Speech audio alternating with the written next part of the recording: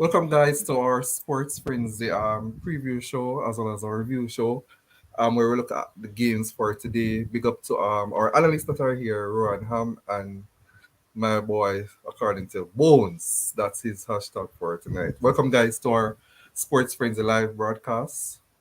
Thank you, Josh. Thanks for having me. Big up Bones and to the viewers, a big shout out. Yes, and we're sponsored by Let's Cure Medical. And Let's Cure Medical is located at Shop 5 Juicy Plaza, Mandeville, as well as in Montego Bay and Santa Cruz, and that's owned by Dr. Letman, more popular known as Shaky Shake. So, yes, guys, it's the end of the first round fixtures in the Qatar World Cup 2022. The first set of fixtures should be, and we have seen all the teams thus far, and we tomorrow we'll enter into the second round of fixtures within the group. But we look at the first game today, and that was at 5 a.m. And I doubt you guys wake up so early to watch that one, but that match was at 5 a.m. this morning, and that was between Switzerland and Cameroon. What do you make of that game? It was an interesting game, Josh. Both teams, basically, when you look at the stats, for those who didn't watch it, you would see that it was an evenly fought game. I think Switzerland shaded the position, I think 51 to 49. Balance of play, the Africans acquitted themselves well, but it's the same problem with the Africans. You just figure that they are not going to take on the chances when they come and then they're going to concede. And it was almost like the stars were aligned because it's a former, well, it's a player who was born in Cameroon, Bril Mbola. We spoke about him on the show, who was the one who actually scored the winning goal, supplied by none other than the evergreen Jordan Shaqiri. And Shaqiri now, I think, is responsible for 12 of the last 24 goals scored by Switzerland in major tournaments. That's either And just actually scoring or assisting. Yeah. Yes, and it's understandable because, as I said before, Mbolo was born in Yaoundé, the capital of Cameroon, and then migrated to France, and then eventually crossed the Alps and now lives in Switzerland. So it's a long story for him, but and he refused to celebrate because I guess out of respect. And even in the post-match report, Rigobert Song, the coach of Cameroon, refers to Mbola as a little brother. But in terms of the balance of play, I think the best player on show for Cameroon was Brian Mbeumo, who we see week in week out for Brentford. I think he acquitted himself very well. This is a newcomer to the scene because he was a recent addition. He was called up by Samuel to invited him to become a member, and then he took up the offer, and he's now a full-fledged member of the Indomitable Lions. I think they had enough chances, as I said before, but I think Switzerland just shows that they are well drilled, they are difficult to break down, and they do have a few goals in them. When you look at the players who they have available, Mbola, obviously, because he scored, they still have Seferovic.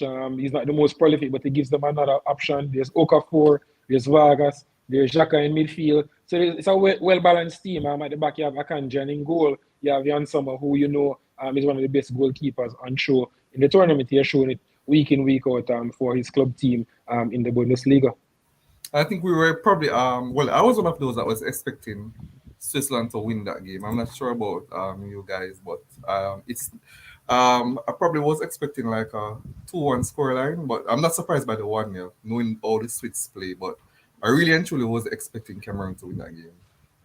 Bones, what I It's mean? difficult. Yes, Sorry to before cut. Bones, Just yeah, just Mr. add. As it relates to that particular point, and Cameroon has been on a run. They haven't won any games in a long time, stretching across a series of competitions. And remember, in the early stages, they had started their World Cup foray very well with people like Roger Miller, Francois Omanbeek. We remember them from 1990 when they upset none of the defending champions, Nobody can Argentina. forget Roger Miller.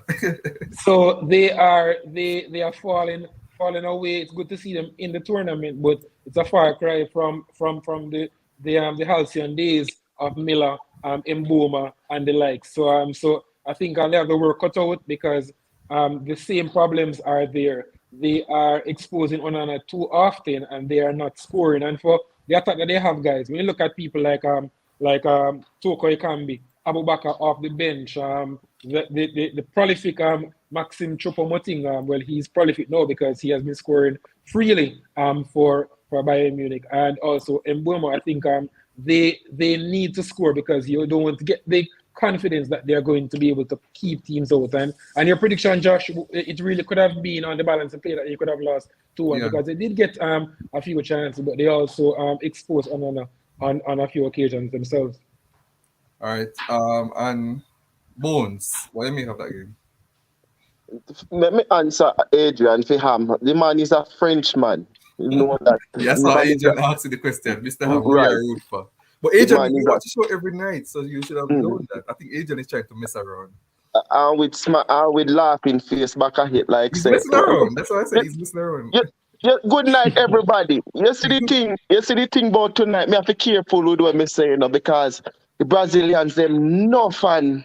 They you can't criticize their team, so yeah, we get in a trouble. Because me tell a man a thing today and the man vex with me. But anyways, we left that until we reach Brazil. Cameroon.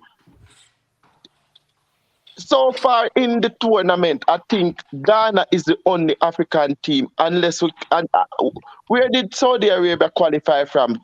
Africa, Asia. Asia. Asia. All right. So it look like Ghana is the only African team so far that has scored in the competition, right? Yep. I think Yeah, so. so far, yes. Yeah. So, but the thing is, they have not, they have not um let's say embarrassed themselves on the big stage, right? They have not embarrassed themselves on the big stage. um Cameroon, I think the better decisions. It was a game that I think watching the highlights could have gone anywhere, right? And I think the Swedes were just a little bit more. They were well disciplined. From even over the last World Cup 2018, we know that the Swedes team is a team to that will come very disciplined, very organized, and they were like that today. So Cameroon has nothing to be disappointed about. Yes, again, I go back and I say, if this this is probably one of the toughest group in the competition, but people wouldn't realize that, because when you look at Serbia, Cameroon, and Switzerland, any one of the three could qualify as a second best team from that group, right? It's just how good you are and you're there. And today, Cameroon wasn't as good enough to have won the game, but they were decent, right? They were very decent, but they let one slip by. No, it's touch and go with Switzerland. Be it if Switzerland can get one over over um over Serbia, and then they will automatically, I think, qualify for the second round. But they didn't embarrass themselves, Cameroon. So yeah, it wasn't nothing much. Not no surprise there, as I said, Josh. With who won, I think Switzerland would have won too, but Cameroon has nothing to be disappointed Nothing about. about. They need to try and find somewhere where they can start winning games, and that is what they are not doing right now. And I agree, they have nothing to be disappointed about because actually I expected it to be a little bit easier for the Swiss. So Cameroon has nothing to be disappointed about, but with Brazil and Serbia to come, that might be hit actually it for them.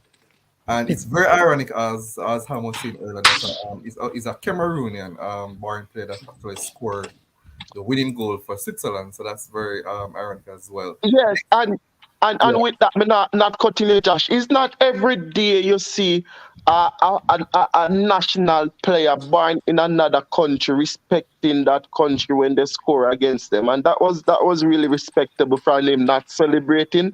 So and again, I go back to say this, and people, again, I have to be careful what I'm saying tonight. Very careful. People will disagree with me and burn me out. But anyways, the teams like France, teams like England, who else? Couple other teams. These teams wouldn't have been doing as well as they've been doing if the so-called African players who chose to play for another country, um, like the Englands and whatever, were actually playing for the African teams, they would have probably been doing better. Because when you look at the likes of, let's say, England, maybe maybe Saka, all of those guys. When you look at France, practically almost everybody, almost, right? So you look at that and you're saying, is what's his name again? I think, who was saying it? Mourinho. I think it was Jose Mourinho who was saying it, that FIFA should stop African born players from playing for other countries. And you kind of think about it, even though Mourinho a madman sometimes, you kind of think about I it think and it's you say, stupid though. Yeah, it's mm, because they weren't maybe. born. So most of them weren't born in African countries. Right, they weren't born there, but they have a choice, right? You have, Yeah. if you go back to and you look into other in England, where England basically saw a upcoming youth, and then give them one cap and one two cap here, and then cap them out for England, and then they can't really switch over to go play for another country like a Nigeria or whatever, who didn't qualify for the World Cup, right? So, I mean, as I said before, the Africans they're not doing bad. They they have nothing to be embarrassed about, but they have to find a winning formula. All right. Our next game, sticking with your bones, was Uruguay versus South Korea, and that game ended in a nil-nil draw. Not surprised either. But some might thought that Uruguay probably would have won, but I'm not surprised as well by the scoreline. Um, a lot of persons see it as an exciting nil-nil game. What you made of it? Yes. Again, watching from the highlights, it was an exciting game. Uruguay could have easily won it, but they didn't. But one of the things that is now being featured in this World Cup is how strong defensively these teams that we don't give a chance of making it to the next round are standing up against teams that we're actually given a chance to make it to the next round, right? And South Korea, right? South Korea. Yeah, It's South South Korea, Korea. right? Yeah, Yeah. South Korea. Oh, cause my man they up north, yeah. So South Korea, right? So they made a good account of themselves, and it would be a good point for them. It would be a really really good point for them. And also, I go back and I say this. It's also about the matchups that's after, right? So who Uruguay playing, who South Korea playing, who can get to 4 points first over the other, right? And that puts a lot of pressure on the next team, right? But it wasn't a bad game. It wasn't one of the nil-all draws that you would say, oh, this game is boring. It was good moments in the game. However, Uruguay missed a few chances that I think they should have capitalized on, but they didn't. But such is the game. They move on, eh? Mr. Ham, what you made of that game? Just a little backtracking, Josh, quickly. Just to strengthen Bones' point, read Switzerland and their performances in recent tournaments. If we go back to 2014 in Brazil, remember they gave Argentina all they could handle. They were disciplined, and then Di Maria with almost the last kick of the game, 117th minute, finally beat Diego Benaglio. And even then, Switzerland went up the other end and hit the woodwork almost at the last kick of the game. So they have shown up. They beat France in the European Championships last year. They were 3-1 down with less than 10 minutes to go, and somehow got it back to 3-3 and won it on penalties. So they have been consistent. They have come up short, but they are a team that you know what you're going to get from them. They're well drilled. So just to strengthen Bowen's point about Cameroon not feeling embarrassed, because it's no shame to lose against a team as well drilled and well oiled as Switzerland, even though I agree. many persons will write them up because they don't have the household names, and some of their better players you would say are past their best. People like Shaqiri especially, but they still have a good crop of players. As it relates to the game with Uruguay and South Korea, Uruguay, you figured they huffed and they puffed, but you just couldn't see them blowing the South Korean house down. They got a few chances. Just They look hit like the it could go woodwork. anyway. They hit the woodwork twice. It was cagey early on. As the game entered its final moments, starting to open up, and then that's when Korea is at its most dangerous because from the regular passenger play, they like to sit in a low block and play on the counter attack. But when the game gets stretched, then they can use their verticality because people like Son, they can use their pace against you. But Uruguay had some good looks. It's interesting the usage of the two old timers up front because I figure that this is what they're going to be doing. It's either going to be Cavani or Suarez or Cavani. I don't see both of them playing at this stage of their careers because they have hardly played, especially in the case of Suarez. He went back to Uruguay, went to Nacional, didn't work out for him, just not able to stay fit. 35 definitely looks short of work. Cavani started well at Valencia, but has been plagued with injuries, which are synonymous with the last part of his career. Because it's a player who was known as El Matador because he just continued to play week in, week out. But as he has gotten to mid-30s, the injuries have started to set in. I think it was good to see Pelestri, Manchester United player. Yes, we know he's on loan, but he actually did very well out wide. He carried the biggest threat.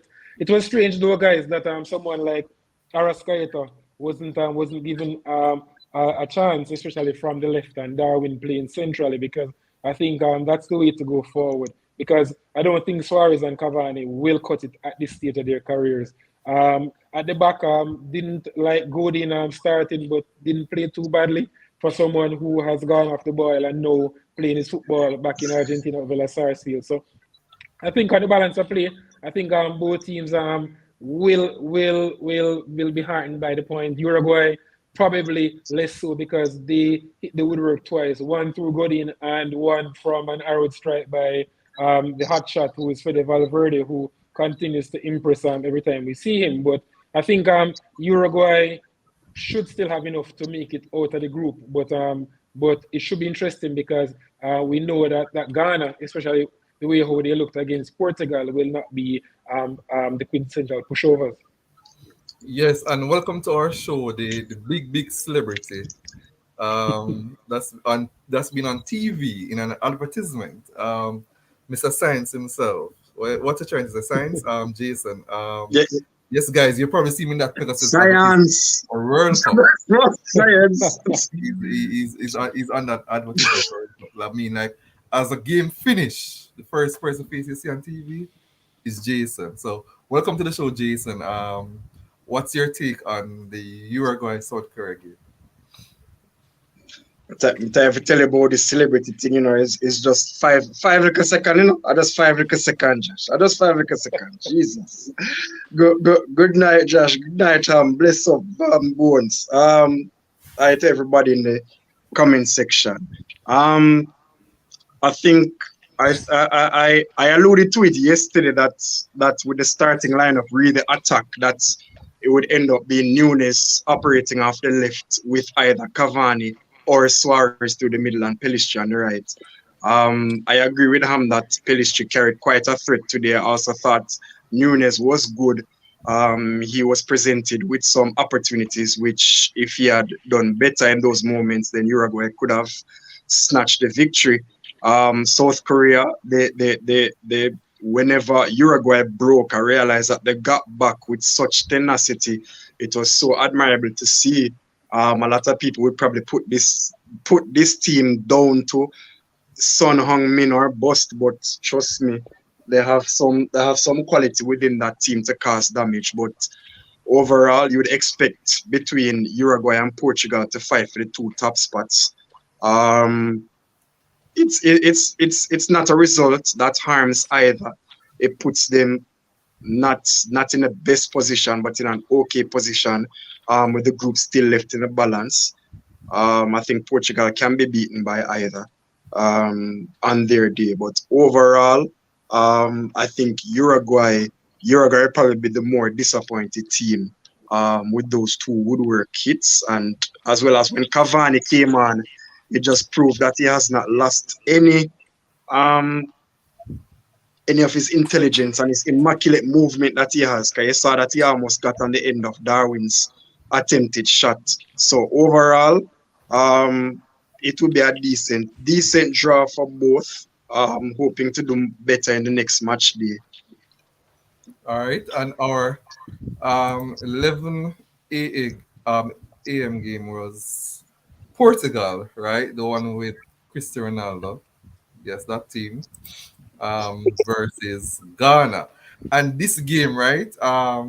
Before the game, many persons were thinking, yeah, there will be 2 goals in this game, but after the first half, a lot of persons were start fretting, especially the betters. They were wondering if they were going to have goals in the game because the first half was not up to standard, up to par regarding being players being clinical enough. But then came the second half with 5 goals. Jason, sticking with you. Would you say that Portugal actually escaped this one, given that the fact there was a controversial penalty that many persons thought was not a penalty, but some people thought it was? I What mean, are you? it wasn't. The defender got the ball, so I think it wasn't a penalty in my estimation. In reality, I realize that it's becoming a pattern. These decisions basically over the last 2 days. 2018 when VAR made his debut in the World Cup, they pretty much had a pretty much almost flawless World Cup with its introduction. But now you're realizing that there's one and two. There are several contentious issues VAR and refereeing and all of that. And you really don't want that to really, damper the whole effect of the World Cup right now. But overall, I noticed that it's a pattern that we tend to be seeing more goals in the second half. I'm not sure if that's having to do anything with fatigue, the heat, or whatever. But we realize that we're seeing a lot of nil-nil first halves. And if there are any goals to be scored, then all seem to be coming in the second half. Um, Ghana will feel defeated that they didn't at least get a draw. I know Josh can speak about it. That I rave a lot, and I want him as my number one goalkeeper, Portugal's goalkeeper, Diogo Costa. Josh knows he's my Yeah, number one target for United next for summer. But United, yeah, boy, able to play the seeing ball this, seeing this, seeing this game, it just show how much of a heartache this brother could give me sometime with his erratic decisions. He can be quality goalkeeper, but he is prone to that from time to time. But I mean, Bruno Fernandes played well today. up. Credit to Ronaldo for becoming the first player to score in 5 different World Cups. Astonishing achievement, and it just shows his greatness and longevity to actually do that. One of But the greatest I of all mean, time. There's another right? record that he do, apart from scoring 5 World Cup. There's another one. There are 2 today. Yeah. Well, he joins a select group of 2 other players who has the distinction of being the youngest and oldest goal scorer for their country. Ivica Olic from Croatia, and the other name escapes me right now. It will come back to me Yeah, before the I end of know the that there's end of another the show. one that So, so, is so, so that's in World Cup or overall. in World Cup. in Okay, World Cup. Yeah, so you continue, okay, JC. You finish? okay. Yeah. So I mean, it puts Portugal in a good position, top in the group with 3 points. Everybody else have 1 or 0. So they will be favorites to go through. And whatever. So good victory for them. Mr. Ham, and yeah, Christy got man of the match. People, a lot of persons were saying he played bad, but I don't think he actually played that badly. I think it was actually good. Mr. Ham, what do you made of that game? As it relates to Ronaldo's overall performance, I think he was good in parts, but rusty. Some persons will say showing signs that he's definitely past his best because he got a guilted chance Yeah. that you figure that prime Ronaldo or sharp Ronaldo would have snatched it Is the one that and the buried was it. for offside? No, Because the he one is the one that he missed where and then they where call he was offside. no where he was clean through and then poor first touch and the goalkeeper Okay. got to it before him. And you figure that Ronaldo of yesteryear would definitely have had a cleaner touch and would have been definitely um odds on to score from there. But as it relates to the game in particular, I think, and I'm not sure. Well, I think the other guys will agree. Many times we have seen where Bruno and people keep on saying Bruno and Ronaldo don't work well together. But Bruno and Bernardo Silva, for some reason or the other, they don't seem to click in midfield. On paper, it looks like it's going to be eye-watering and they're going to create a lot of chances. But for some reason or the other, they don't seem to play well together. I've never seen the two of them play well in the same game. I've seen Bernardo being the man and Bruno be hauled at first half, at the interval, or Bernardo being basically a passenger. I think Ghana will feel hard done because they got back into the game and then right after they made a change, they took off the two persons for the goal. And kudos and they did IU. And before they could even take their seats on the bench, they were conceding. And then they showed some grit to come back from 3-1 down to make it close. And they got that chance that Jason alluded to where Diego Costa had his customary laps. And Inaki Williams was so excited that he fluffed his lines because if he had stayed on his feet, then you'd have expected him to definitely have buried that chance with virtually the last kick of the game. And I Yeah. think Portugal dodged that massive bullet because they will be pleased He with the actually slipped. performance in terms of they were good for about 10, 15 minutes. But overall, I think there is definite work to be done. And it goes to show, guys, that a team with that amount of talent and all of these players play for clubs that predominantly attack. It's difficult to have them play in this way that Fernando Santos has basically been made his mantra. And I think he needs to realize this real quickly. And that idea of having Joe Cancelo playing on the right, um, um, I I'm not in agreement with it. It looks good on people, but I think right now Diego Dallo would offer a better option from the right. I think we have seen Cancelo play much better from the left for Man City, where he's able to get at the pitch and play almost like an inverted winger. I think he looks a bit uncomfortable when he starts with playing on the right hand side. So they will be behind with the 3 points, but overall performance, I think there's definitely work to be done because other teams in the group, as Jason mentioned, will still have designs of beating the Portuguese. And they will think that they can beat the They can Portuguese be they based on how the based on teams play.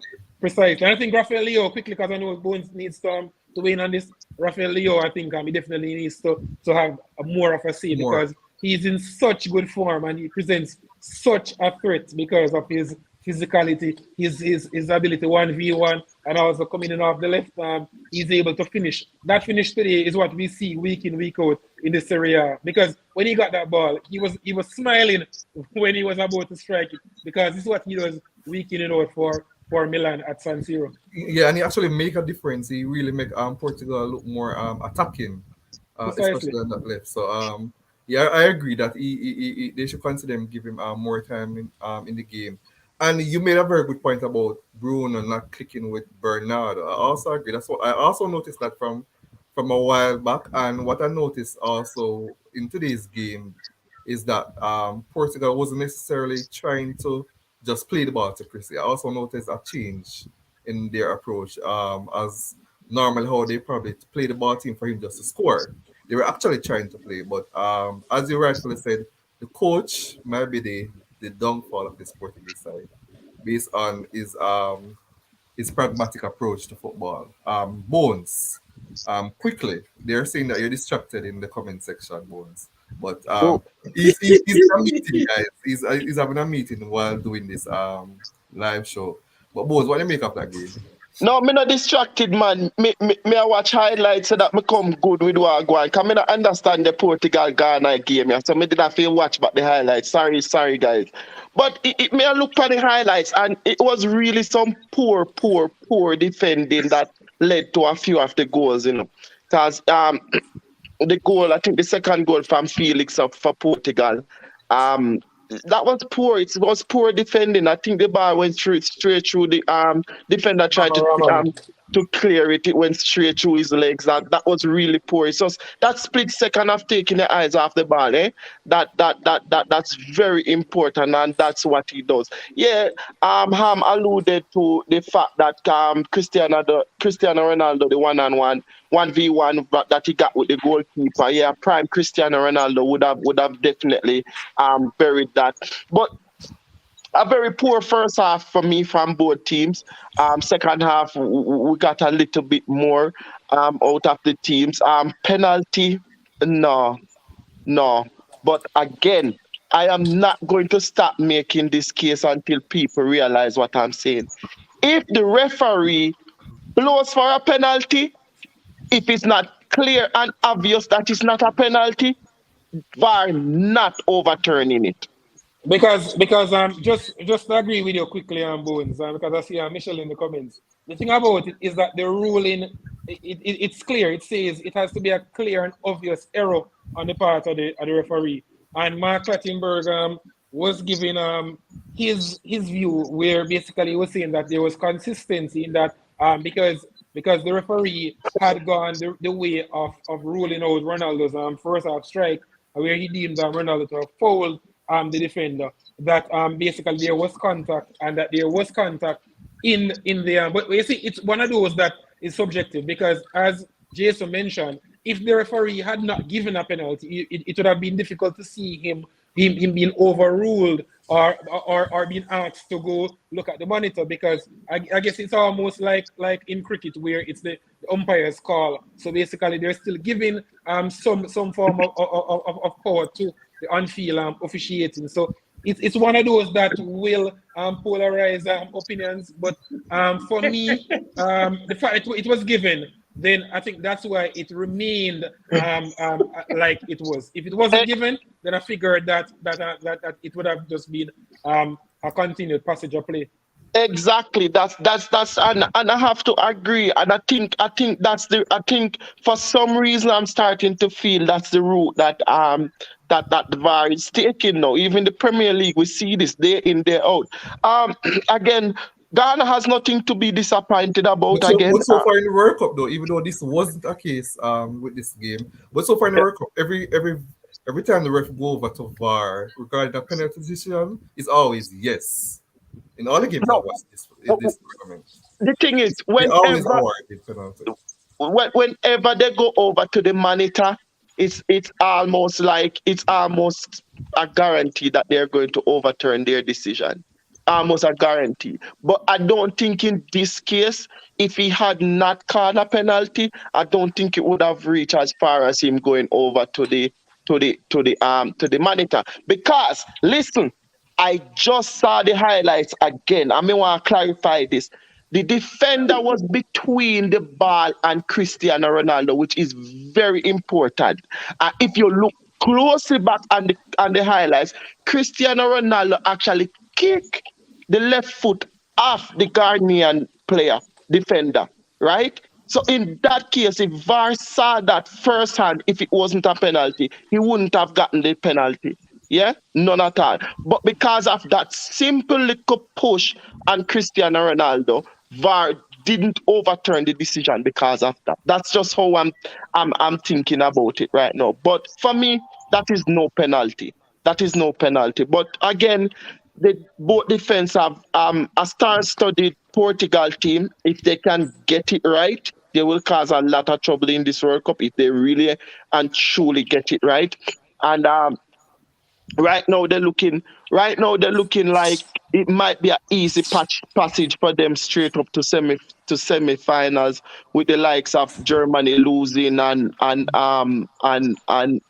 Belgium not looking as how we wanted them, how we feel they will look, right? So it might be an easy passage for them, if they get it right. If they get it right. But yeah, a star-studded team. very very star-studded team, and it was a poor first half, as I said, but things got better in the second half. Defensively, both teams were poor second half, I think, but um, kudos to all the players who scored. They really capitalized on the chances that they got. But yeah, one thing me have to say, do me I beg your party, come out of the 50-50 challenge them, no matter with it. Me I beg you do. Make sure that the challenges are 80-20, and the 80% has to be for you. So the ball have to come at your foot. Don't make no tackle this World Cup, please. I Josh, beg you. Josh, quickly, my final point on this particular game. The decision to pull Kudus. I'm thinking unless he was winded, as Jason mentioned, because some of the players have been really struggling late on, or he had picked up a niggle. I can understand the ADIU because playing at that intensity, he's no wrong side of 30. Not the player that he once was in terms of being able to play the full 90 minutes. So I could understand his withdrawal, but I really couldn't see why Mohamed Kudus, who was carrying such a threat and who had just been instrumental in the equalizer, was pulled so quickly after. And it was also strange that Isahaku, who I figured would have gotten a chance, or Suleiman, who admittedly, big reputation, went around, hasn't really done it in the French league just yet. So waiting for him to really burst out, but didn't see them. So I expect to see them on match day 2 because I think Otto Adu needs to use these two because they will provide another threat on the other wing opposite Mohamed Kudus. Because I think if you have a dual threat, then that's the way to go as opposed to having basically, because today it was Kudus who was bringing the threat for Ghana because the other attackers, even Ayu, were almost passengers until he influenced the game with that goal later on. And it's also interesting before we move to the next game, that Ghana came in as probably the worst of the African sides, based on what person saw. Because they're a team. Surprised. They seem to perform like the best out of the lot. Well, to be fair, and you saw signs of this in the AFCON, that they have been a team on the rise. They have good young pieces, as I mentioned. They're intertwined with Party, who would say is in his prime. Ayu, who is a bit past his best, because remember Ayu has been around for quite some time because he was around with the likes of Asamoah Gyan, Suleiman Tari, we always did that by Steve Napier, what you consider to be the golden generation. Michael Essien in the last part of his career. So he has been through it. Jordan Ayew continues to flatter to deceive at club level for Crystal Palace. I think he has gotten so far based on his father's name. His father is a legendary Abidi Pele, arguably Ghana's greatest ever player. But it's a team that is young in the rebuilding stage. And remember that it's a team, guys, who, well, the country in 2006, they looked very good until they faced Brazil in that round of 16. And Brazil took care of them because they were so naive and so gung-ho, and they lost 3-0. But they have always had a soft spot for Jamaicans because of the way how they play. And I think it augurs well for the future with so many young players coming through. Hey, then how it one not say nothing. Sorry, how it one not say nothing about he mistake where Portugal keeper making a last part of the game. No, we did. Jason mentioned it. Jason mentioned it. I think you were You're listening. distracted for real, Bones. You're distracted. You're distracted. Can Paul mention it? And hey, Jason, what a mark Inaki Williams would have made, because remember, Inaki for the persons who are watching the show, Inaki is actually born in Bilbao, because remember you have to be born in the Basque Country to play for Bilbao, along with his younger brother Nico, who plays for But the thing about it is that it's quite a story as to how his parents Josh got to Bilbao, because they actually walked barefooted across the Sahara Desert, or part of the Sahara, right? And eventually they arrived in Spain. They were in the Basque Country. They got refugee status. Inaki was born. So the thing about that, and he's a recent call-up along with Tariq Lamptey, and we spoke about it where other players have been called up by the team, and they have declined in the case of Callum Hudson-Odoi and Eddie Nketiah, Bones' favorite player. But The thing about it, Hey, it hey, would have hey, been. hey, hey, hey, Is it a hey, like hey, hey, you mentioned hey. something which I found interesting. Is a yeah, with Bilbao, not with Sheffield, but is it a must that they have to Yes, be born in the yes, Basque region? yes, in the Basque Country. But remember, in the Basque Country, there are parts. The Basque Country, it's a big province, and you have and they are neighbored by Real Sociedad. But Sociedad has relaxed their stance as it relates to players born outside of the region because Right. we saw where someone like Carlos Vela played for Sociedad after he left Arsenal all those years ago. But as it relates to Inaki, it would have been a big feather in his cap, guys, to score so early in his Ghanaian career after recently switching allegiance from Spain. Because remember, he had been touted for so many years to be the player who would bring that X factor to Spain. And it's good to see that his younger brother Nico is actually playing for the full national team for Spain and actually doing quite well. But Inaki will be kicking himself because that was a guilty chance that basically would have caused Ghana to have left the game with a point. Which one? The last chance? Yes, man. If he had No. stayed on his foot, if he had stayed on his foot, then it would have been a sure goal. But he was so excited, couldn't believe his luck Hey, and fluffed Pam, his lines. Pam, what I want you to do is because you know, so you have sorry, you know, so you have football followers who only follow the game every 4 years, right? Like now for them time, right? So they know more than we. They probably don't know this. So explain to them why that never offside for Ghana. Why the player actually never get called for offside. But Bones, I haven't seen anybody anywhere saying it was offside. I'm thinking everybody is saying I heard people apportioning blame to the centre back. The centre back should have informed Diego Costa. But for me, Diego Costa needs to know where all the players on the field are, and I think Jason will definitely agree because Jason was the first one who mentioned it that he had a big blunder and his blushes were spared by Inaki's fluffing of his lines because Inaki was so excited about getting the chance to score. Oh, but as it relates because remember it's a case where he had the ball, he put the ball on the surface, and he was ready to play out.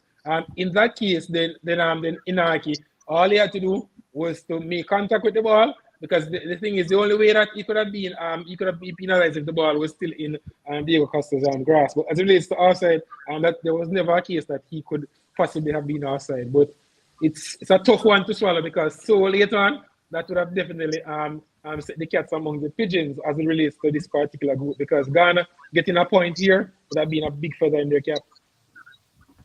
All right, and big up to Rash and Devin Cohen in the comment section. Yes, Devin, I'm still in pain after that loss yesterday and Brazil. Brazil's after Chester disappointing loss yesterday and Brazil win today. Because only a Brazil loss could have taken away that pain. So I'm still The in pain. pain. So hopefully England will win tomorrow and will also win big. Win That's big. yeah, win big, yeah. Though it is still because I hate the derby games. But Jason, over to you now. Our last game of the day, right? Since you're the Brazilian fan, we'll start with you was Brazil versus Serbia. And let me be honest, guys. My barber shop is nearby. My barber for the last 5 years is a big Brazilian fan and he's watching the social. Big up yourself, Glenn.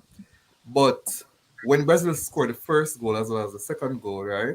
I thought it was actually Olympics in Jamaica. Most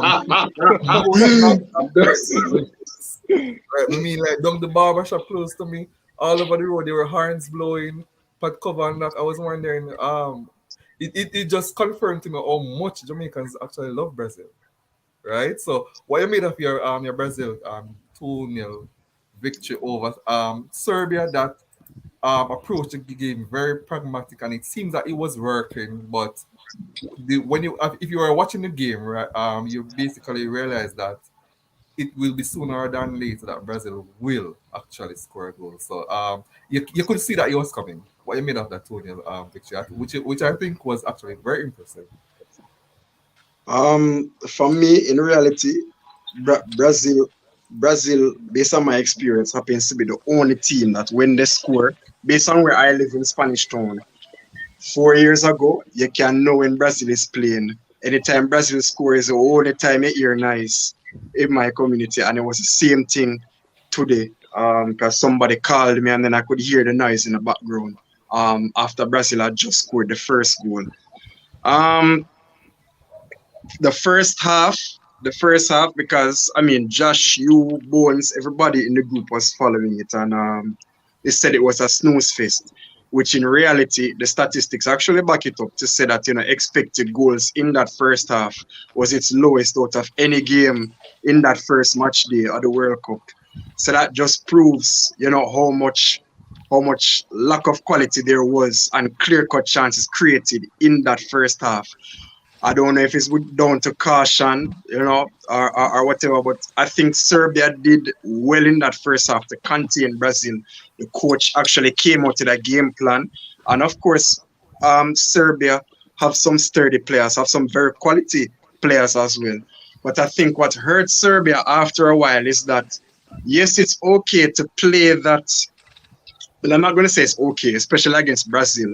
But if you're going to come with that game plan, you need a front three that is mobile and filled with pace. You can't have a front three with Mitrovic, Milinkovic, Savic, and Tadic. That was very easy for Brazil to defend against. And I agree Um, 100% because even though they were pragmatic and they were very defensive, whenever yeah. they try to counter, right, they don't There have was that no outlets. There was no There's, outlet. yeah, there's no So, outlets. Every time they try to so, counter, it's like Brazil just take back the ball. so And it's you like, wonder, you that was wonder if, my concern with them. That is why I think Brazil was going to break through and they are not going to score yeah. this.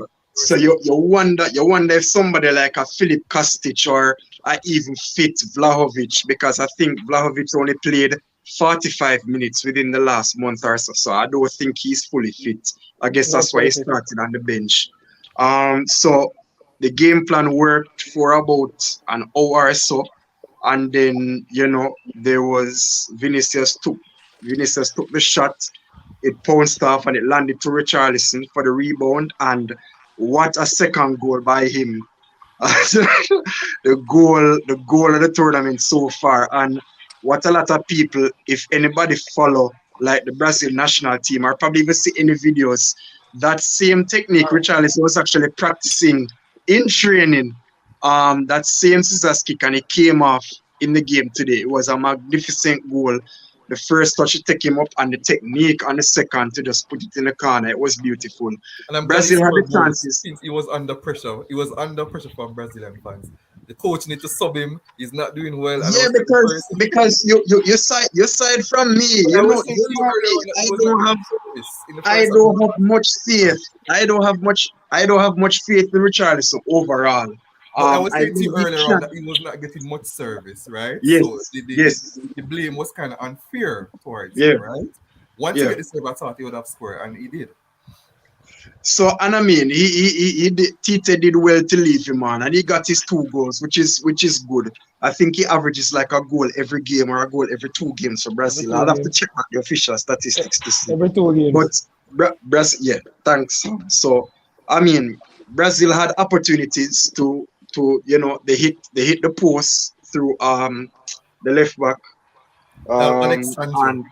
and yes, Sancho, and they had the late crossbar effort through who I consider the man of the match today, Mr. Casemiro. Casemiro. He He just was held man of the he match. just held that midfield completely. I was so impressed with his performance. Not surprised, but impressed. He was impressive, man.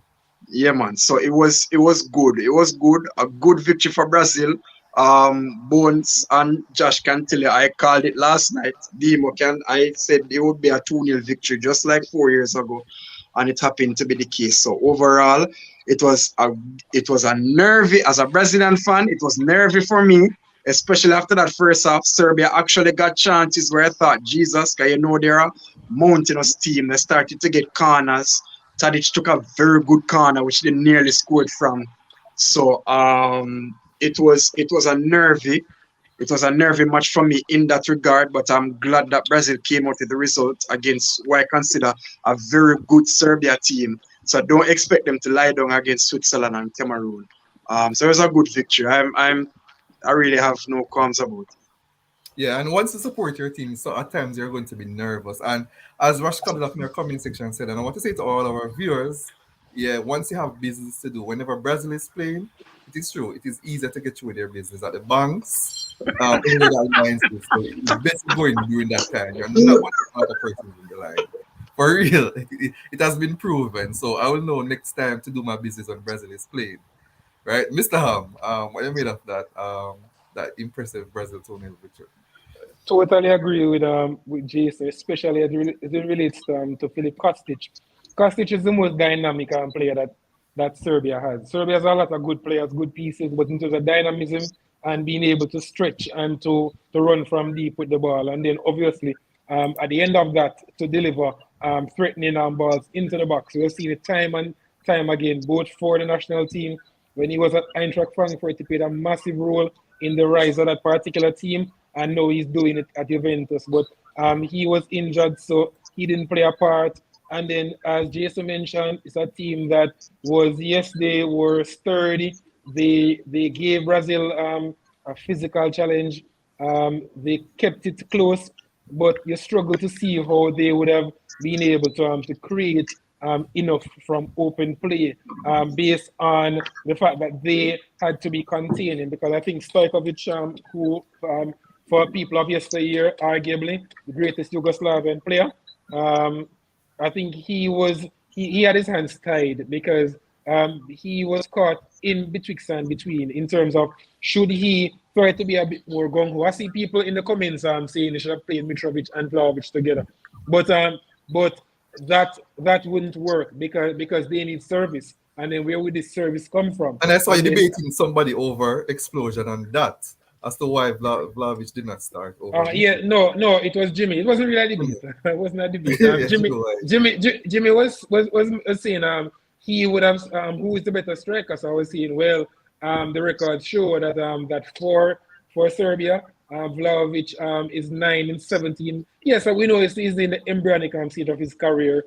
But Mitrovic is tried and proven. 50 goals in 76 appearances is no mean feat at this level.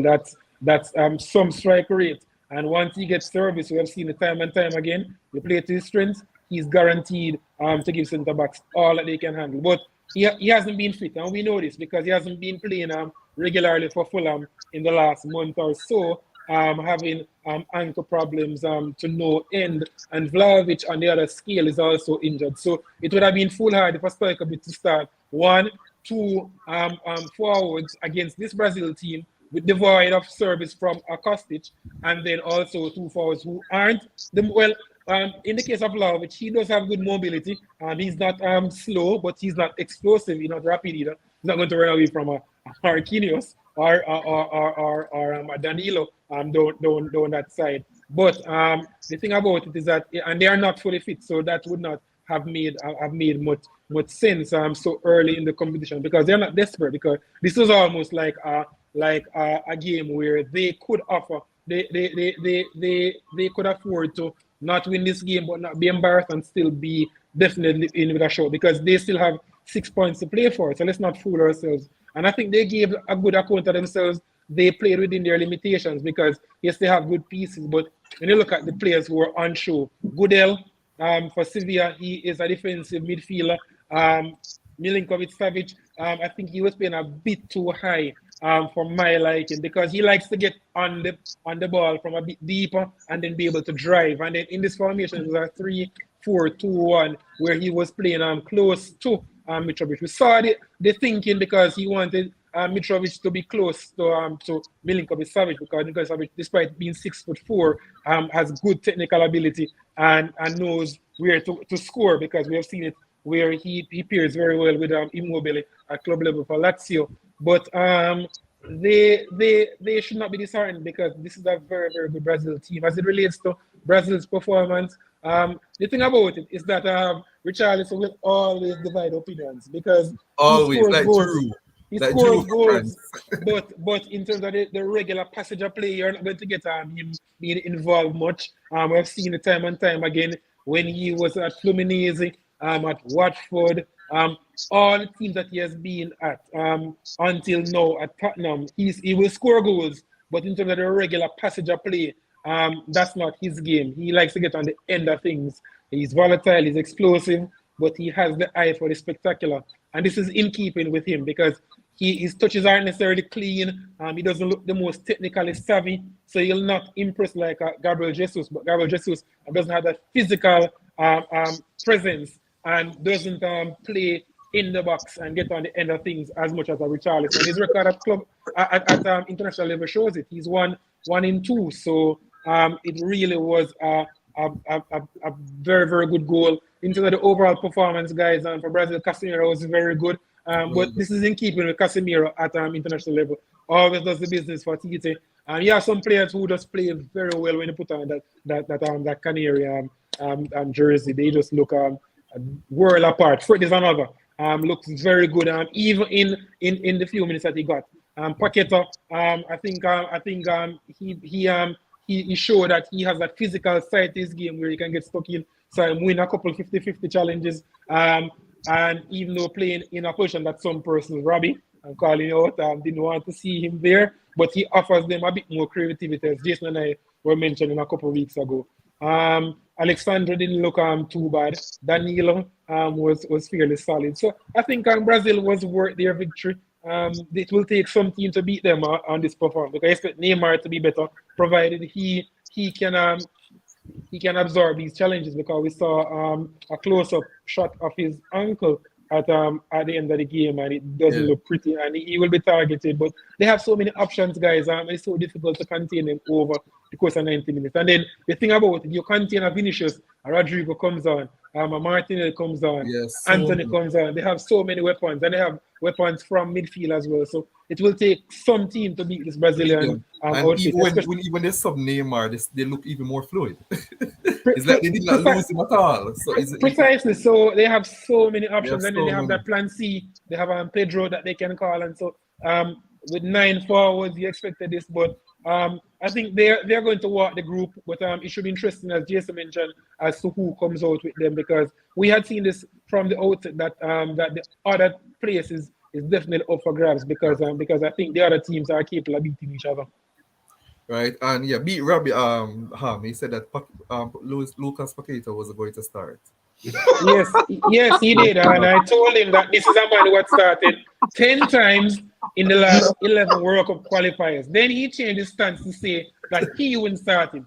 This is after declaring. So I was saying to him, do you follow Team Vickery? Because Jason and I have spoken about this. Now, if you follow Brazil, like how Robbie proclaims, then I think he should go follow Team Vickery because Vickery is so close to Tite.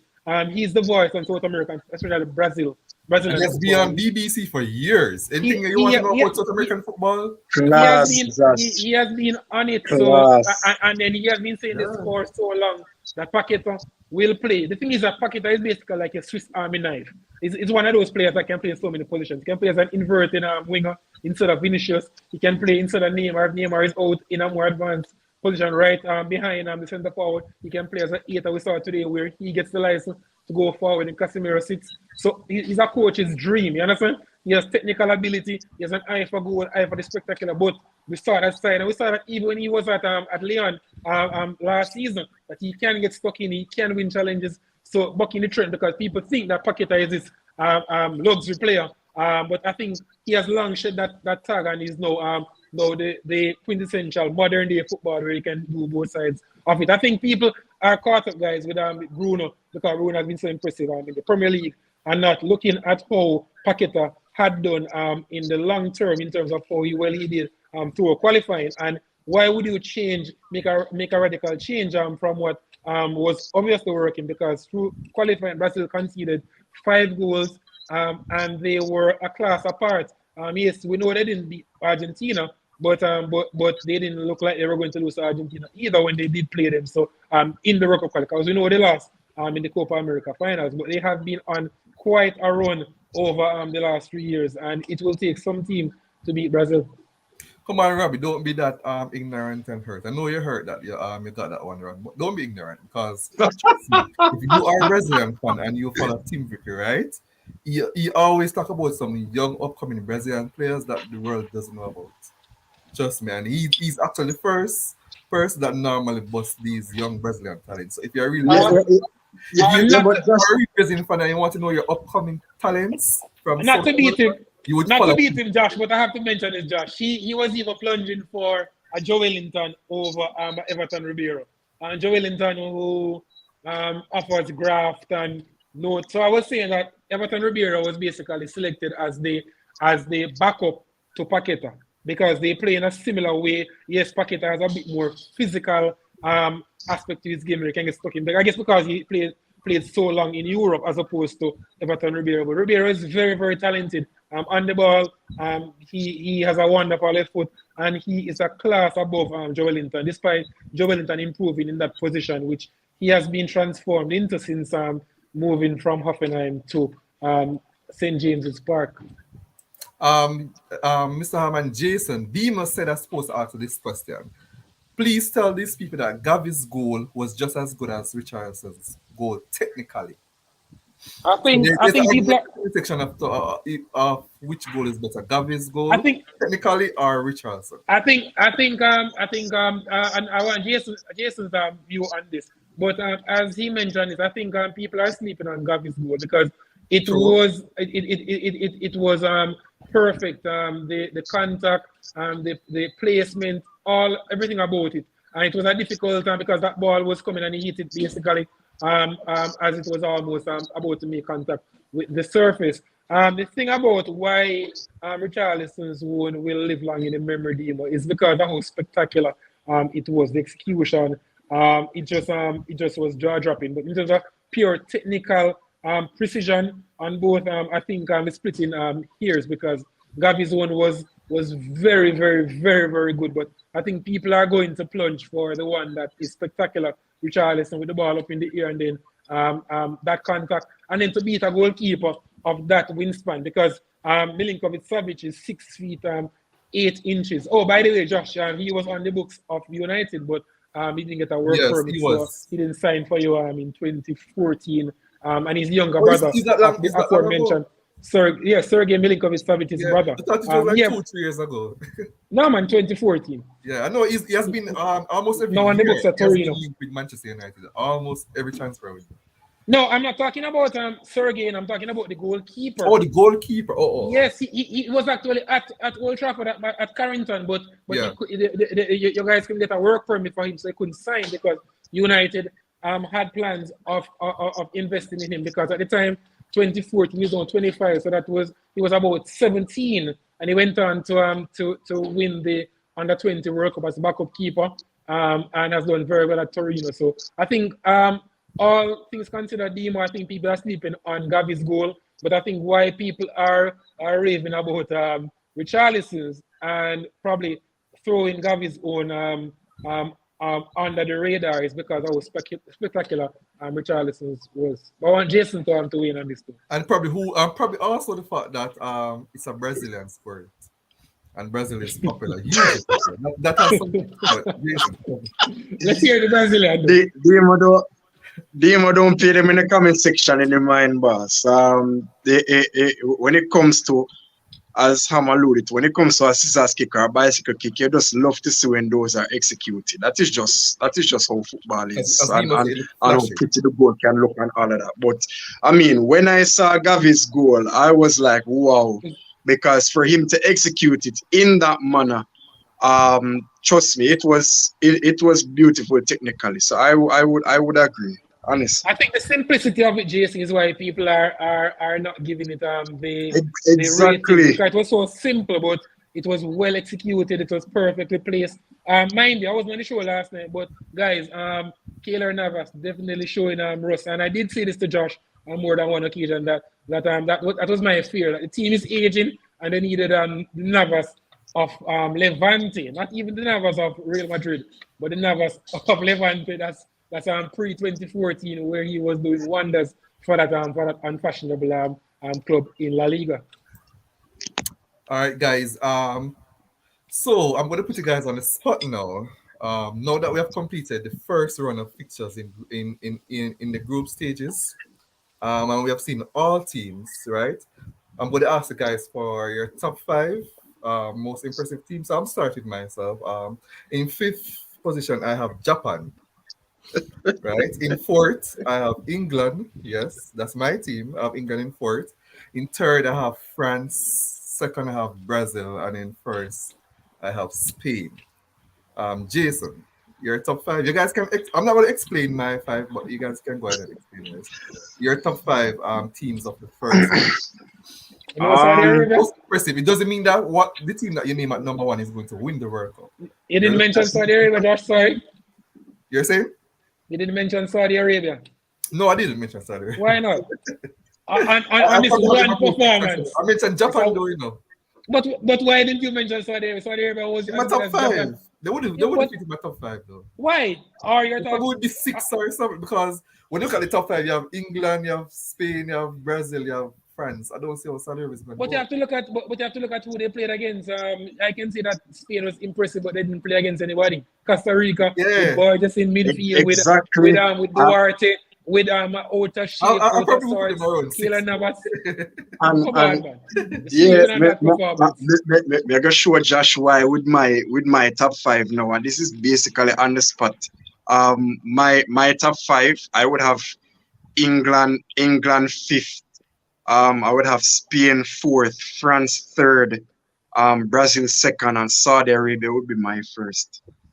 Really? I watched the show. I watched the show when I wasn't on after the match was played, and I agreed with him that initially, when I saw Saudi Arabia with that highlight, I was saying to myself, why? But little did I know that it would have worked out in that manner. And again, I agree. You have to look at the opposition. They defeated basically the most betted on side to win the World Cup officially. So we have to give them credit for that. So I would put them as my credit. I thought hard between them and Japan. I'm them in the top five. But I really like all the Japan. I don't start Japan can actually go probably to the quarters. Ham, what you made of? What your top five?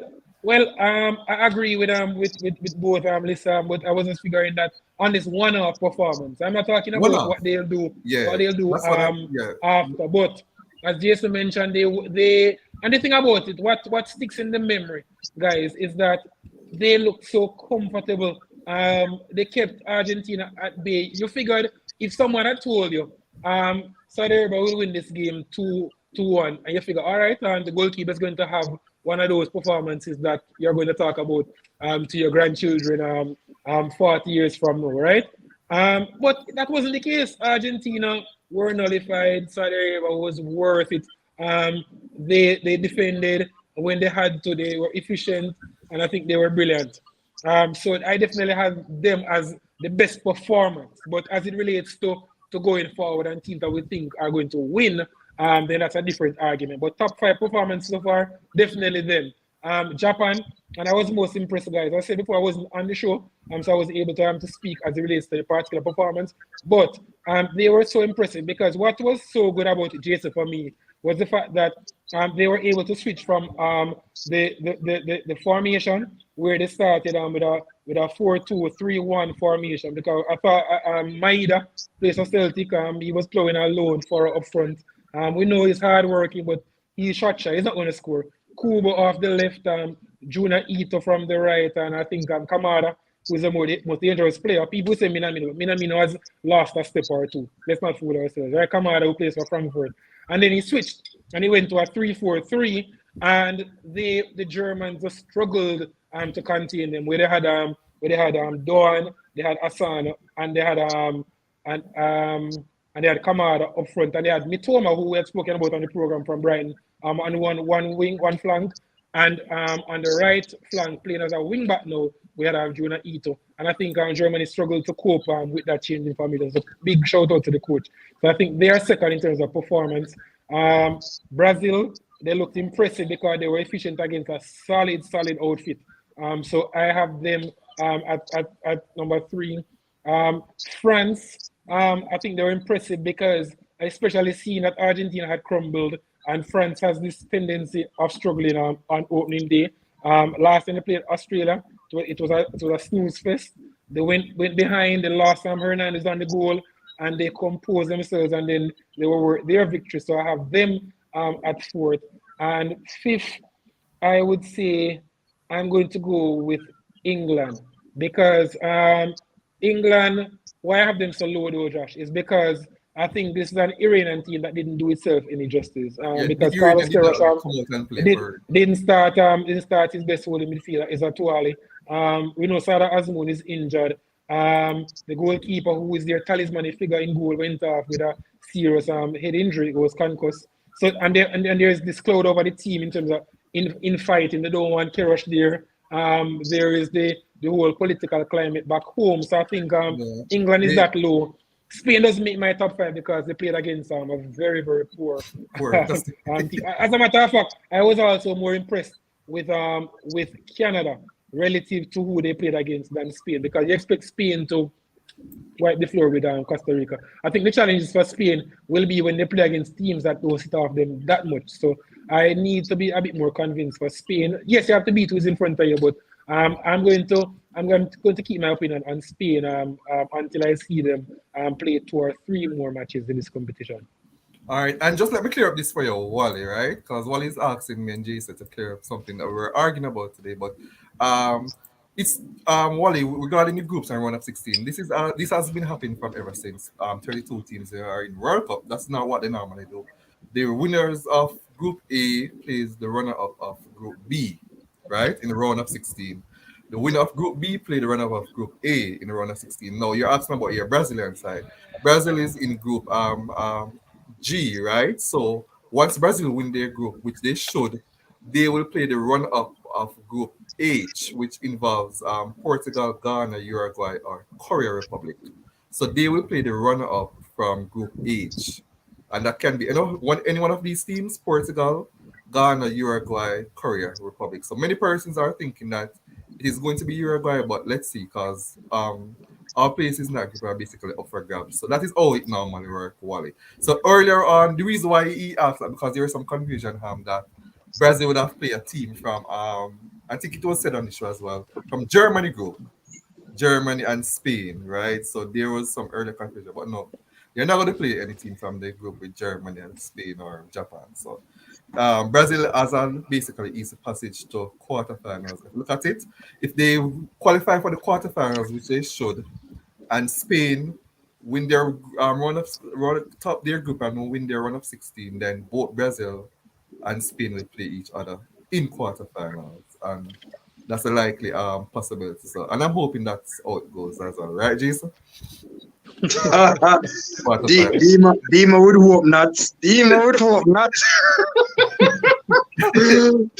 But let's look at the games tomorrow, guys. We have 4 games tomorrow. First one up. I don't think any of you guys waking up this early for this one. Wales versus Iran. Ham. Uh, What you talking about? I waking up watch to all the see Dan games. James. Dan James. Watching all the games, Josh. All the games. Wales and Iran. Iran needs to be better than the last time we saw them. Wales will take heart from the second half performance where Rob Page inserted Kiefer Moore, and he gave them a focal point because Gareth Bale playing up there on his own at this stage of his career, that's not going to work. The Bale of 2015, 2016 definitely, but not this Gareth Bale. Has lost any semblance of pace. Is a shadow of the player who we will remember when we talk about best players of the last generation. So I expect Iran to be improved. I expect it to be a very, very good game because I think Keros will learn from the mistakes of the first game. Should be interesting to see if Azmoun is declared fit and if he will pair him with Taremi. And I think Golazide needs to play. He was instrumental. He came on and he created a chance for um, for Taremi that first goal that Taremi scored. And the thing about it is that Golazide for Jamaicans he played quite a bit with our own Shamar Nicholson at Charleroi. And Levon and I had spoken about him that he provides an option from out wide as opposed to Jahan Bash, who I think he fluffed his lines and he didn't impress. Albeit against England, and England didn't give them much time on the ball, but I think he needs to make changes. So I think it's going to be very, very close. Iran needs to win if they have any intentions of making it into the next round. Wales will be hard. Wales start favorites for me. I think the physical presence are key for Moore if he gets some service. We've seen it for Bournemouth. He scores goals. He brings others into play and the knockdowns. So I'm going to go with them shading it, but I would not be surprised if Iran is much improved because I don't think they can be any worse than they were first time around. They let me down because I had them coming out of this group based on how well they had played in qualifying and in the last two World Cups. And with Asmund and Taremi, I figured that they could get some goals in this group. Hasn't worked out so far, but I still have hopes for them making a good showing come tomorrow. And I agree with you earlier on where you said that. I think with this Iranian team as well, I think the distractions are affecting them. There's so many The distractions, fighting in guys. the So many camp and distractions. the fact that the ongoing protests at home. So I think those distractions really And affecting they this don't Iranian want the team coach because there they either. did They don't not want Carlos Queiroz anything. there. They did nothing in that England game. Jason, what's your prediction for that game tomorrow? Simply put, Iran, as Ham said, Iran really can't do any worse than that game against England. We need to remember that Iran is the 20th ranked nation in FIFA rankings, so they obviously need to play like that tomorrow if they want to get a result from this Welsh team. The thing is, both teams will be looking to get a win. They'll be they'll be seeing it as a must win because Iran needs to win to have a chance of going through into the round of 16. But Wales will know they'd want to win as well going into that final group game, which Game. is against England. So, but I think Wales will come through. Wales might just edge it. So I will go 2-1 in favor of the Welsh team. And sticking with you, Jason. Yeah, I'm expecting this team to win probably easily 2-3 nil. Senegal versus Qatar. Um, well, if there's no probably bribery, but let's see. Um, what do you think about this game, Jason, at 8 a.m. Senegal versus Qatar? The thing is, in my estimation, Qatar was poor against Ecuador. Yeah. So you would expect that they would improve as well. Senegal, despite losing 2-0 to the Netherlands, they actually did decent against them. They were just undone by two errors by their goalkeeper. But I would agree with you that I have Senegal winning, maybe not 3-0, but I would go at best 2-0 in favor of Senegal. I think Mane, the absence of Mane that would have given them the extra push, especially against the Netherlands, to actually take at least one of the chances that they got. But Senegal is a robust team. They have a good coach in Aliou Cisse. So I expect them to get a 2-0 victory over Qatar home team. Mr. Ham, what do you think about that match? Senegal versus But Qatar. I agree with Jason's assessment as it relates to this game. I think Qatar will be better than the first time. I think they were like the proverbial rabbits in headlights, guys. I think the stage was so big, and first day they just look nervous. They look different from the team that had impressed the neutrals. Yes, albeit at the Gold Cup, but they look much better then than they looked against Ecuador on match day one. It should be interesting to see if he remains with the same starting level. The likes of Afif and Ali, they didn't cover themselves in glory. I think Afif was nullified and he couldn't handle the physicality of Caicedo in midfield, and he had to drop so deep. And he's their chief playmaker. He was almost playing like a deep line playmaker when he's really the attacking midfielder. So much he was short of the ball. He had to go searching for it. As it relates to Senegal. They, as Jason mentioned, they acquitted themselves very well against the Netherlands, who are highly touted and rightly so, because when you look on current form, they enter the competition as one of the form teams. I'm not so sure about how strong that squad is, the Netherlands that is. We'll get to that in a minute. But Senegal didn't look bad when they played against the Netherlands.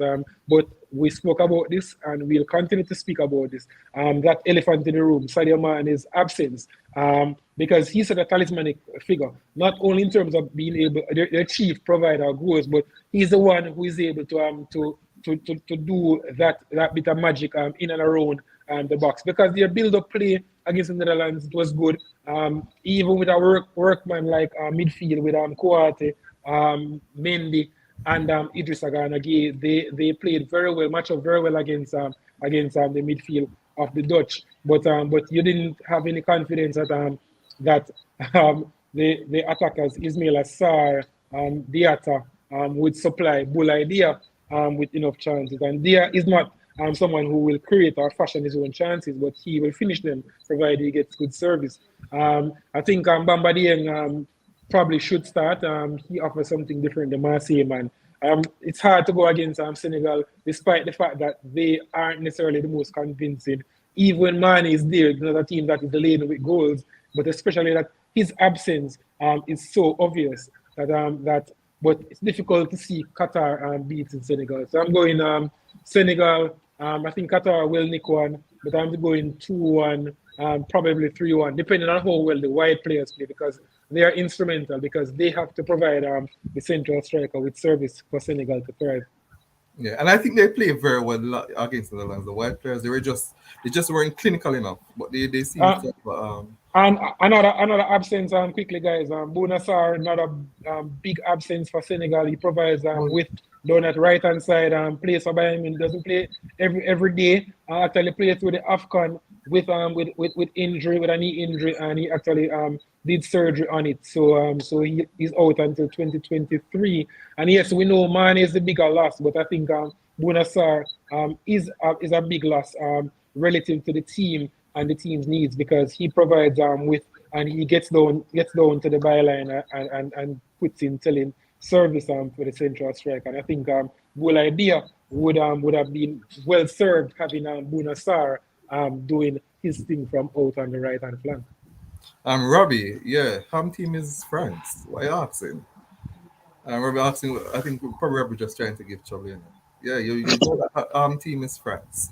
Um, Yeah, Robbie seems to be the fact that you beat him. He seems to at you tonight. I wouldn't necessarily say it's beating. I'm just thinking that we're all here and teaching each other. I learn things as well. The thing about is that Robbie is trying to be a tad disingenuous, and I'm glad that Jason's on the show, because initially what Robbie had said is that Paqueta doesn't. He's asking why do I feel that Paqueta is going to start? So I was saying to him, well, for a man who plays 10 in the last 11 qualifiers, for a man who obviously is fancied by the manager, for a man who Tim Vickery is thought is going to start, he will start. And Robbie will say, no, he's not going to start. Then Robbie, after hearing all of this, no, Robbie then says, I won't start him. But my issue with Robbie is that Robbie initially had said that he's not going to start. And I'm saying, well, the empirical evidence in front of us says that this man will start barring injury or a colossal drop in form, because the coach fancies him. He plays well. He's very, very versatile. So even in the game, you can make tweaks, because he can play in a various positions. You understand? So that's all. So not a case of beating him or anything. I support France, but I just like Arsenal. I support Arsenal. It's not a case where I'm going to be biased. And you know this, Josh. In terms of you understand? So as a matter of fact, many years ago, guys, I was on TV and people were asking, which team do you support? Wayne Walker was asking me one year, and I was and I didn't tell him, and he couldn't say that I was a French supporter, because I was berating Deschamps and things that he did in 2014, albeit with a team in transition and a team far removed from the debacle in South Africa in 2010. So I try to be fair and to offer good assessment on all the teams. But yes, France is my team, because Zidane will always be my all-time favorite player. And yeah, the one thing, Robbie, you can't go around screenshot. Learn this, right? So, screenshot is something that you can't go around. But next game, sticking with your Netherlands versus Ecuador. This game, for me, I'm going with a 1-0 win to the Netherlands. I think it seems tight to me. What you make of it?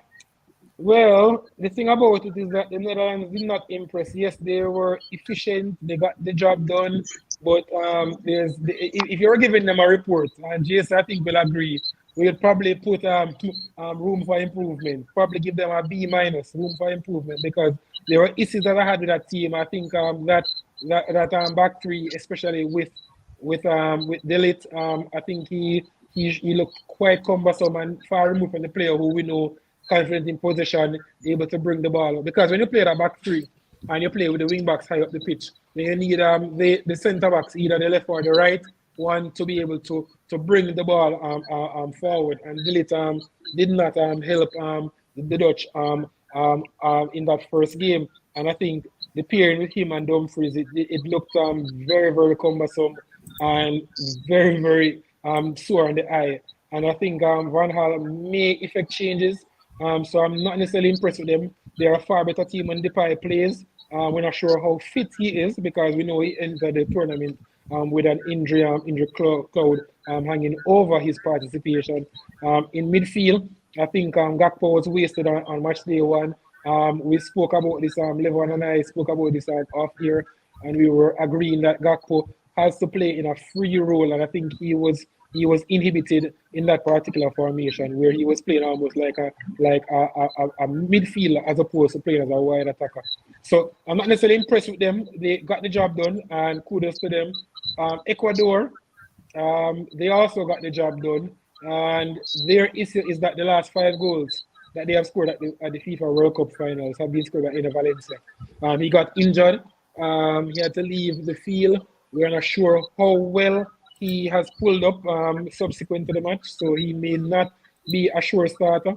Look at the other options. I think they have other weapons. Estrada needs to improve on that first performance. Caicedo, we know, is stooping on, so it's going to be close. I would not be surprised if it ends in a stalemate because I think Ecuador can nullify the Dutch, and I think they can also. So I'm going with a 1-1 because I'm not totally impressed with this Dutch team, and I think they need to get a balance in midfield, and they need Depay on the field more often times than not because Depay, as opposed to Janssen, it's almost like as big as the Persian Gulf, the golfing class, pun intended.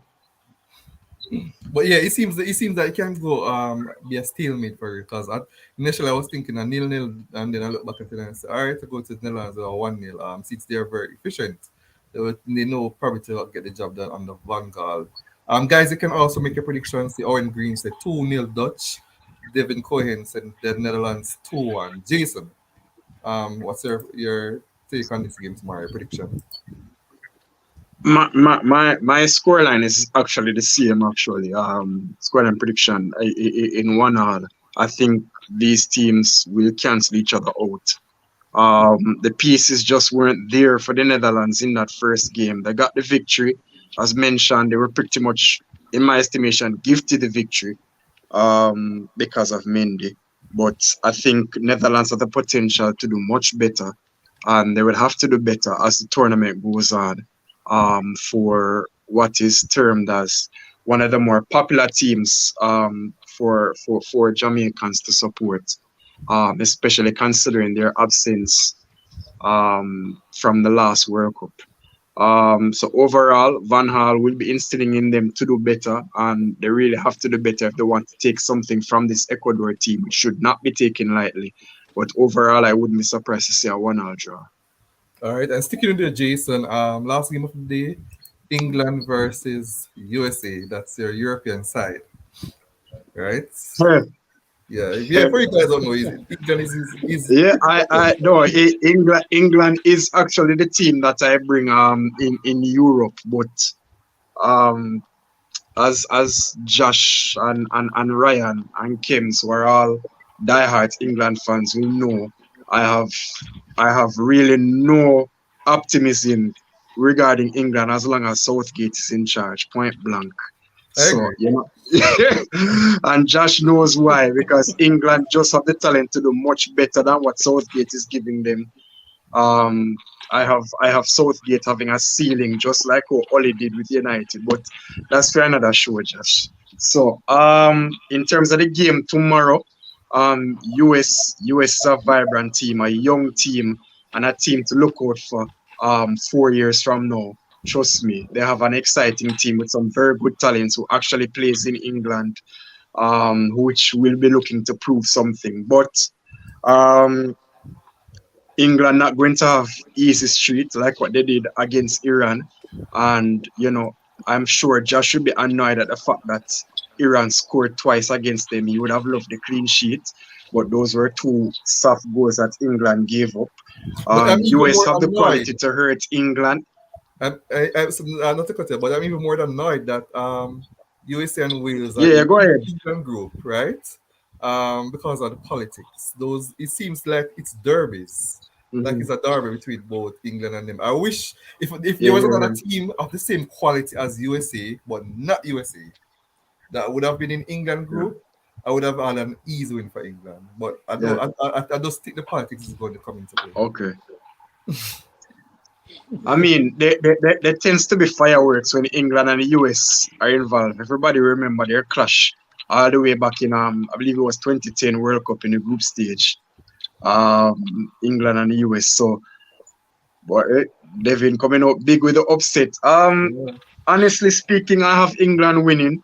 I have England winning. I can, as I mentioned, I can see where US can hurt them and probably score a goal or a couple, but I have England winning this game. It will be a much tighter affair than their first win. So I will go 2-1 in favor of the English here. And that's what I have as well. I think I have a 2-1 for England. I think Southgate might go back to back three or back five with two right backs rather than just starting Maguire and Stones with Trippier, Luke Shaw. He might start an extra person at the back. What let me have this game. You see, the thing about it, guys, we know the sample size is very small as it relates to these two teams, but they played all the way in 1950, and some way, somehow, the US pulled the upset. Jason spoke about that recent clash when it ended in a And that upset stalemate. is one of the So, biggest in history. It's known precisely, as one of the greatest precisely. upsets. It still ranks as one of the biggest. So the sample size is very, very small, but it is going to be a case where England will start holding favourites and deservedly so.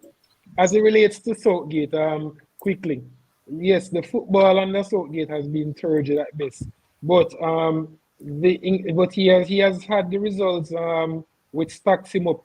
Yeah, we know can't compare to Alf Ramsey because Alf Ramsey won the World Cup in '66. But But other managers with bigger reputations have come with arguably more talented groups and not had the results. Talking about people like Ericsson with the fancy golden generation. Granted, they were playing against Brazil of Ronaldo and Ronaldinho and Rivaldo, so they weren't playing against some donkeys, mind you. But we figure that they underachieved. So while Southgate's football has not been pretty at the the best of results. times, he has had results because it's pragmatic football and it's efficient football. And third, he got to the semi-finals and came fourth, and the last time out, got to within touching distance of winning the European Championships last year, and they fell to the Italians on penalties. So and he has made it clear, Jason, that he thinks it's time to release the proverbial handbrake. So going away with the back three, playing more front foot football. And it should be fascinating to see as he progresses through the group and gets into the knockout stage, if he will continue to keep this proactive approach or he reverts the type and become defensive. Because remember, Southgate was a defender or a defensive midfielder in his time at Aston Villa when he was playing. So the thing about it is that we find that managers normally have teams playing in the mold of how they are players. Like Deschamps, defensively minded, that he was a defensive midfielder. He tends to be more of a reactive coach than he is one who plays on the front foot. As it relates to the game tomorrow, as Jason mentioned, US has weapons that can hurt England. Should be interesting to see if Aronson plays. He plays in the Premier League. He brings intensity. Or someone like a Gio Reyna, because there was a big outcry that he didn't get any minutes. The coach said he went with the pace and power of Jordan Morris as opposed to the technical ability and guile of Gio Reyna. You could see where he had some merit because someone like Pulisic, who is similar in type to Gio, didn't necessarily have the best of outings. Yeah, we know he fashioned the chance for way out and way out, finished it, but throughout the game, he was hassled, he was bullied at times, and he didn't affect the game. He was almost on the periphery. So it should be interesting to see how he lines up if he's pragmatic. But when you look at Harry Kane, if he is fit, you fancy Harry Kane against Zimmerman and Ream every day of the week with good service. So can't see US getting the result They do have a goal or two in them, as Jason mentioned, but I'm seeing 3-1 to England. The thing about it is that these games, the minnows in this game against the US, they have to be able to go through the first 20 minutes unscathed. The longer the game goes, they can go into the game and they can get more confidence. But they concede early doors. You expect England to really have the bit between their teeth, and with so many options available and so many players chomping at the bit for more game time. It should be fascinating to see if US can weather that first storm from the British, which is obviously going to come, because I figure that England is going to almost using a war term, almost like a blitzkrieg early doors, and I think US will be best served battening on the hatches and trying to absorb that first wave of pressure, which invariably will come, because with the likes of Saka, Bellingham running from deep, I think Tyler Adams, he will have a massive role to play. He got a card on match day one, so I think he needs to be careful. But his position is so important, and should be interesting to see if he goes with just Adams holding in midfield, or if he gives him Kelly Acosta as another defensively minded midfielder, and does away with either Musa or who's the other midfielder for them, or McKennie, because McKennie hasn't looked the same player, has had injuries at Juventus, and I think he's going to be in the shopping window come January. Owen Green, that will happen. He normally plays good for England. That's Maguire. So No, Maguire will start. Maguire is like one of the you see that Maguire is going to score in his own net tomorrow. Oh dear. That really happens for England. I can't remember that happening No. for England. That's not. It's not United. Owen Green. But yes, guys. Your final minute, Jason. We're up on time now. Anything you want to discuss in your final minute? I would just let me just say it's good to have the World Cup finally underway with Brazil playing today. So proud of their victory. And all of that. Looking forward to some exciting, the next match day of this group stage. So hopefully it's better than match day one in terms of goals, because we've already seen enough nil-all draws. There have been 4 now after Uruguay and Korea today, after just 1 4 years ago. So we need to start seeing more goals now. They release a handbrake now, because results starting to become more important now, with ramifications. If we do this, we're going to drop out. If we don't do this, we're not going to go through. So these need to start playing on teams and players' minds now, and just start, kick off and bring some more exciting football. But overall, like for the most part, I'm enjoying the World Cup and its atmosphere. It's been okay for me. Mr. Ham, your final minute. Fascinating first match day. The minnows, in some cases, they really stood up on Saudi Arabia. That performance will be an iconic one. How well they played against National holiday.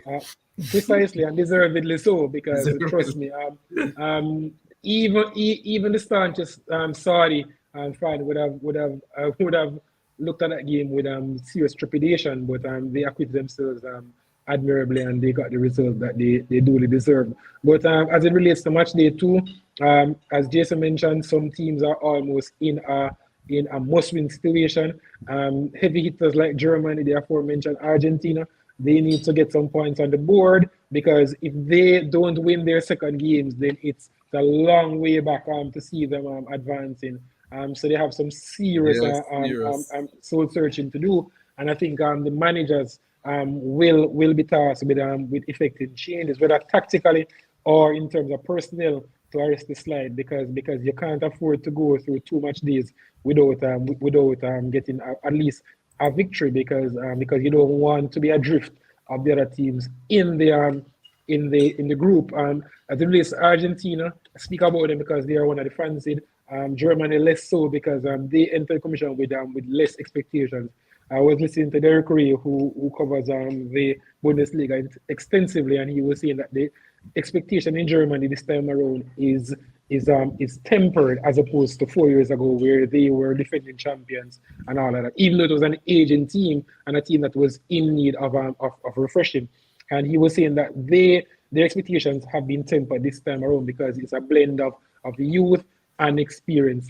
So they are not expecting them to necessarily win, but to acquit themselves well. As it relates to Argentina, they on the other hand know they entered the tournament not losing in 3 years since losing to Brazil in the 2019 Copa America semifinals. They hadn't lost for 36 games, and to lose to the lowly unfancied Saudi Arabia, I think it should be fascinating to see how they approach match day two. But it But they has been review a very, loss very. though, don't? They were due a loss, and if they could afford a loss, it's this one because we saw precedence has been there. Spain, we know they lost their first game in 2010, and ultimately it was boring in some cases. They played played 6 subsequent games, and they Yeah, scored a total of eight goals for all of and I remember when Spain consecutive. lost that first game, right? Clearly. I remember everyone was saying, this a Spain side. Everybody Yep, said when World Cup, I remember the betters yep, and everybody had them to be they were and clear favorites. And when they the lost the little first game, everybody was saying they now but then if this side them have to win World Cup. That the now little known Dirdiak. No one remembers him apart from scored that goal on that day, and then they came back to win. So Argentina can still have a shot in the tournament, but Brazil who's class today, and I think that's where I end. I think they will take some beating, despite the fact that France impressed Spain against a poor Costa Rican outfit. Japan, brilliant second half display. Should be interesting. I think the best game that I think we will see in the group stages will be Germany against Spain. Spain And there's a because both blockbuster on teams Sunday, the because last game on Sunday, guys. 2 p.m. Germany versus Spain. That's a Spain. blockbuster I match. think I think that's a must see. That's must see. That's a That's must box see. office. And I know Jason loves his stats. This one quickly for the viewers. When it's almost like it's a mirror of the South Korea defeat. When they lost South Korea, Josh, in 2018, they 18. had 74% possession. Guess how much percent possession they had against Japan yesterday? They had Around the same, basically. 73.8. So we I mathematicians know know that, ourselves. I said to Levon yesterday, I called him, after the defeat. 74%. It was almost like a carbon copy. They I said to created Levon chances, yesterday but as well, they just can't take them. it was like, And, I and they said ran to out of Levon point of that they gas actually later play on. the same way as well. Like, almost the Precisely, same we way spoke about that this they play against South Korea. on the show that Japan would give them fits, and so that's basically it for me. I expect more goals. We need to see more goals. We need to see the minnows continuing to cover themselves in glory, and I need to see some better performances from the African outfits. Morocco and Tunisia acquitted themselves well. Ghana lost and Cameroon lost, but they didn't disgrace themselves. So I just need them to put some goals in and to get some points on the board now. And we might see the first African side to win tomorrow. I think we're going to see it with Senegal. So, Senegal. yeah, Senegal they're also going to be the acquitted first themselves African well. side to win tomorrow, that game. So, thank you guys. Big up to our commenters that have been here all night. We are over 20 at persons, even though it's late now, 11 p.m. in Jamaica right now, probably early in Ham area, 10 p.m. Big Yes, up sir. to our analysts. Bones was here earlier, and Mr. Rowan Ham, or one of our key analysts, and big up to the science man, right? That's Born in James, Brazil, but born in migrated to Jamaica.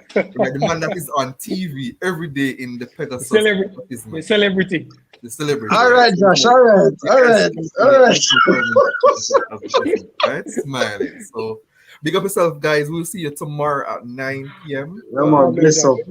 For All another right, Jason. preview and review show. Big up. And I will end this broadcast by with our sponsor, Let's Care Medical. So see you guys tomorrow.